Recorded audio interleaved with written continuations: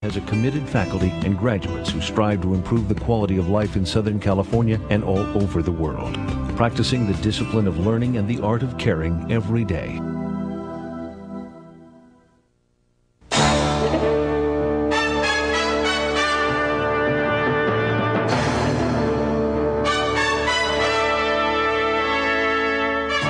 The American Health Journal, bringing you the latest information on medicine, psychology, diagnosis, treatment, and prevention.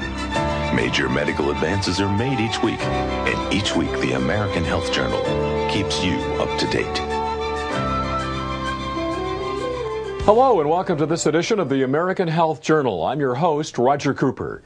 In this special edition of the American Health Journal, we'll dedicate the entire show to the leading cause of death among men and women: cardiovascular disease, which affects an estimated 60 million Americans. Today, we have the opportunity of introducing you to Dr. Louis Ignarro, the 1998 Nobel Prize winner in medicine.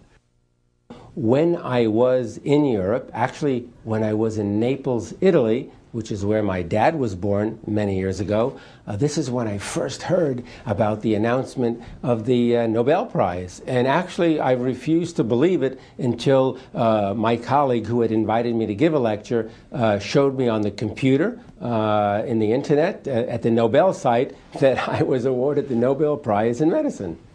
The Nobel Prize ceremony is unbelievable. It's celebrated in December. It's always celebrated on December 10th, which is the anniversary of Alfred Nobel's death. So it's a whole about 8 or 9 days of ceremony. So we give lectures, I think, on the 8th of December. We meet all kinds of interesting people, and of course we get a chance to converse with the other Nobel laureates. And then the ceremony is spectacular. It's held at the concert hall. Of course, it's attended and hosted by the king and the queen of Sweden. It's just a fantastic event. But one of the greatest feelings I ever had was getting up and walking to King Carl Gustav and receiving the Nobel Prize from his hands. That was a very moving moment for me, as was a couple of days later in the terminating ceremony, where I was actually asked to sign my name to a very special book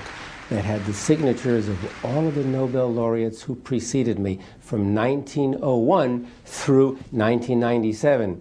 And what they do is they ask you to flip through the pages first and look at all the names and signatures of the prior Nobel laureates. And then when you get to the last page and you see your own printed name, you sign your name with a special pen that they give you. And I remember flipping through the pages and seeing all kinds of names, Madame Curie, for example, all kinds of people, Ernest Hemingway. The one name that really got to me, though, was Albert Einstein, because I suddenly realized for the first time that I was going to be signing my name to the same book signed by Albert Einstein, and I added my name to that long list of incredible names. Dr. Ignarro was dedicated over 30 years of research in the discovery of nitric oxide's benefits in preventing and even reversing cardiovascular disease. The benefits don't stop there. It can also reduce high blood pressure, lower cholesterol, and age-proof your cardiovascular system.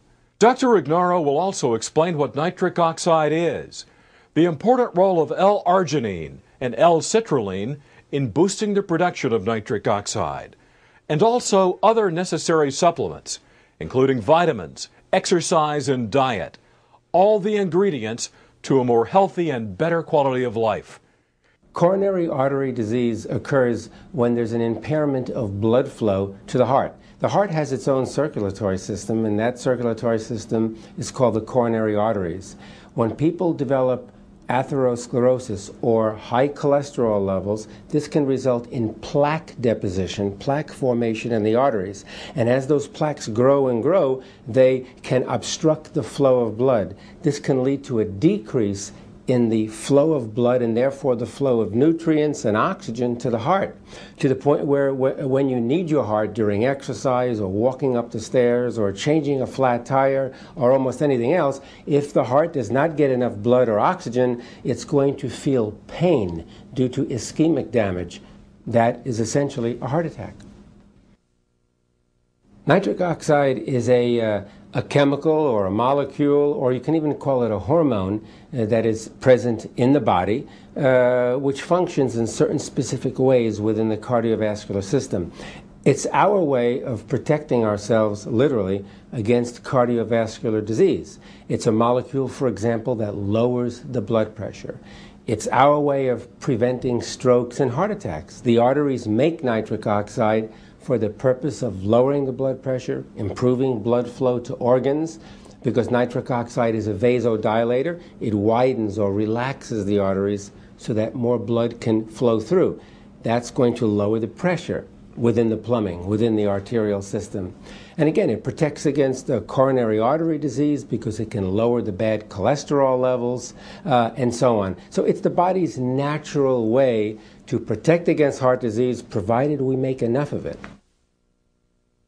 Nitric oxide is considered to be a lifesaver because it's the body's natural way of protecting against cardiovascular disease.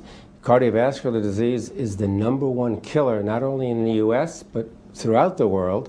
And so the body can protect against all of this heart disease by generating more and more nitric oxide. When nitric oxide becomes deficient, this is when the barriers break down, this is when the protection is lost, and the individual is very sensitive and very susceptible to heart disease. And again, nitric oxide is protective because it can keep your blood pressure down in the normal range. High blood pressure causes heart attacks, causes strokes, and can lead to atherosclerosis or coronary artery disease. Nitric oxide can prevent all of these things. Arginine is an amino acid. There are about 20 or so amino acids that are the building blocks of all proteins. Proteins that you eat and proteins that are in your body, like your muscle and skin and so on. But arginine plays a unique role in that arginine is the one amino acid that the body uses to produce nitric oxide.